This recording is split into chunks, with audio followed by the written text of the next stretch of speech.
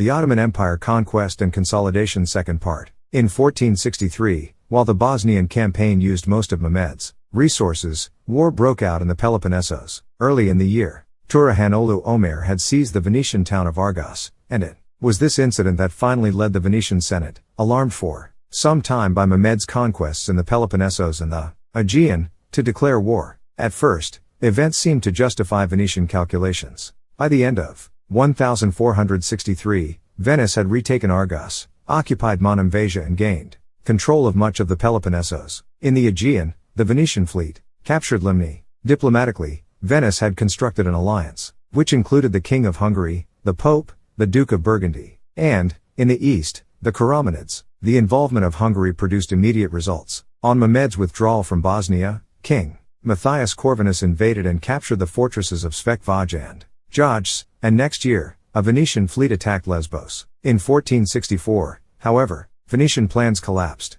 The attack on Lesbos was unsuccessful and, although the Sultan's expedition to Hungary failed to retake Jajce, his army under Mahmud Pasha thwarted a Hungarian attempt to capture Zvornik. In the same year, too, the Emir of Karaman died, undermining Venetian plans for an Eastern alliance. So, too, did Pope Pius II, and with him the plans for a crusade. Nonetheless, the Venetian Senate refused a peace overture from Mahmud Pasha, trusting perhaps that a new ally in the east would destroy the Ottoman Sultan. This was Uzun Hasan, the ruler of the Ottoman Empire that during the 15th century had risen to become a great power in Iran, Iraq and southeastern Anatolia. 27 In 1464, Uzun Hasan had revealed himself to be an enemy of the Ottoman Sultan. The cause of hostility was the succession to the Emir of Karaman, who had died leaving 6 sons by an Ottoman princess and 1, Ishak, by a different mother. In order to block a relative of Mehmed II from the Karamanid succession, Uzun Hasan intervened and established Ishak as Emir. At the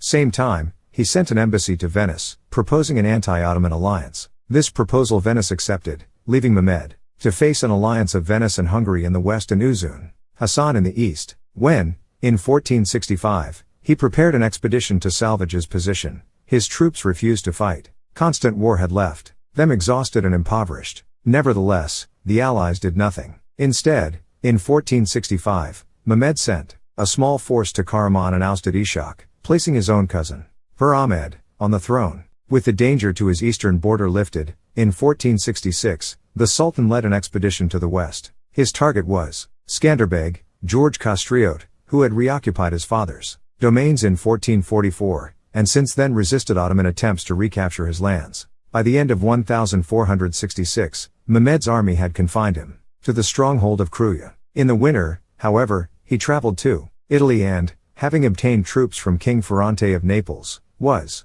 able to break the siege of Kruya and recapture his lost territory. In 1467, Mehmed invaded again, forcing him to flee. He died in 1468, leaving Kruya to Venice. The Venetians were, in fact, the beneficiaries of Mehmed's engagement in Albania, using the opportunity in 1466 to seize the island of Imbros and lands around Athens. Mehmed's response had been to begin the construction of a fleet, perhaps to attack Negroponte, but Skanderbeg's counterattack in 1467 undermined these plans. Nor did he attack the Venetians in 1468. Instead, he prepared a campaign in Asia, whose original goal was perhaps the lands of the Mamluk Sultan in Syria. It transpired, however, that his Karamanid cousin, Pir Ahmed, refused to join the campaign or to act as guide, thwarting any plan to attack the Mamluks, since Karaman lay between their territory and the Sultan's Anatolian realms. Instead he attacked Karaman, occupying most of Pir Ahmed's domains to the north of the Taurus Mountains, and appointing his son Mustafa as governor. A second campaign in 1469 consolidated his position.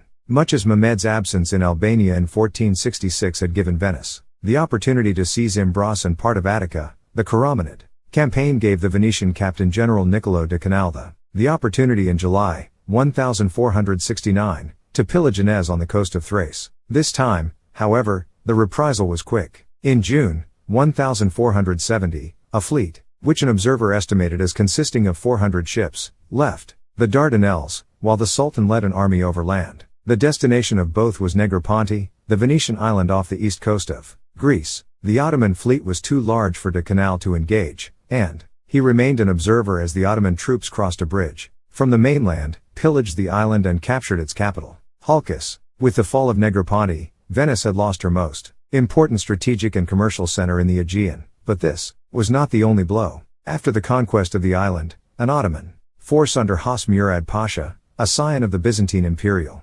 dynasty, recaptured most of the fortresses in the Peloponnesos that Venice had conquered since 1463. Nonetheless, despite these disasters, Venice rejected a peace offer, which Mehmed made in 1471, hoping no doubt that an alliance with Uzun Hasan would bring a victory over the Sultan.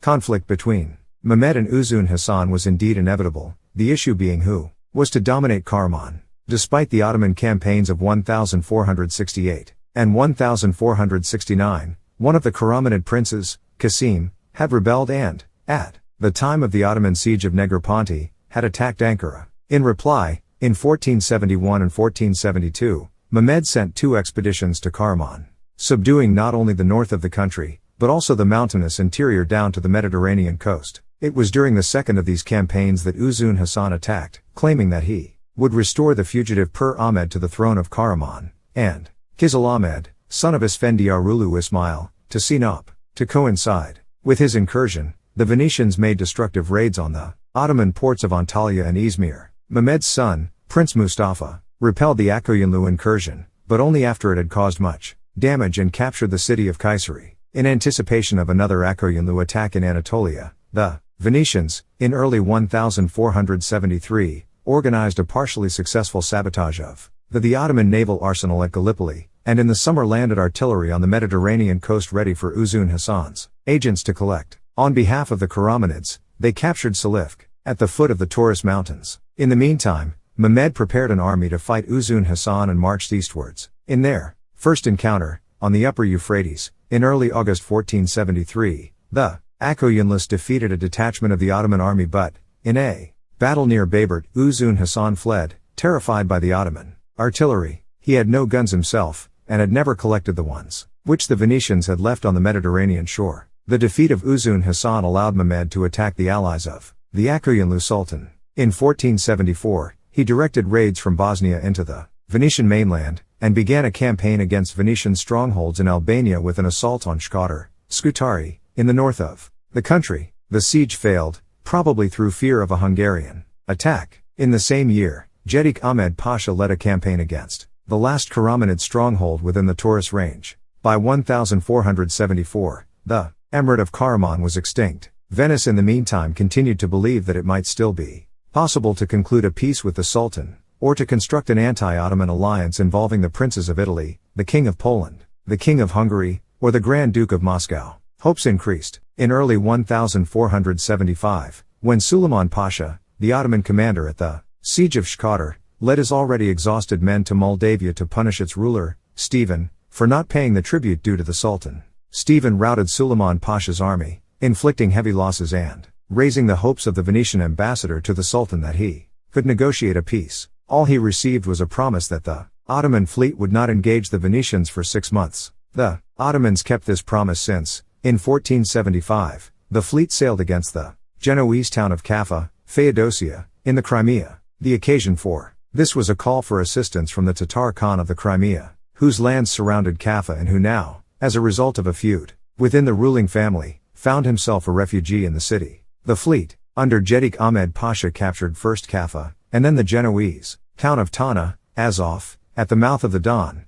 and other fortresses in the Crimea. The refugee Khan, Mengli Jairi, was restored to the Khanate, but as a vassal of the Ottoman Sultan. The capture of the Genoese towns in the Crimea and the submission of the Tatar Khan confirmed Mehmed's already dominant position in the region of the Black Sea, and it was presumably in order to reinforce his control of this area that he led his army in 1476 on an inconclusive campaign against the rebellious Stephen of Moldavia. When his army returned to Edirne in the autumn, he heard that during his absence, the Hungarians had built 3 fortresses between the Danube and the Morava in order to block access to Smedrevo. Despite a threatened mutiny, the Sultan forbade his army to disband, and instead led it through the snow to the Morava. The moats of the forts had frozen, and it was by approaching them over the ice to lay brushwood against the walls, and threatening to set fire to it, that the besiegers forced the garrison to surrender, and so lifted the threat to Smedrevo. The campaigns against the Crimea, Moldavia and the Hungarian Fortresses had diverted Ottoman resources away from Venice. In 1477,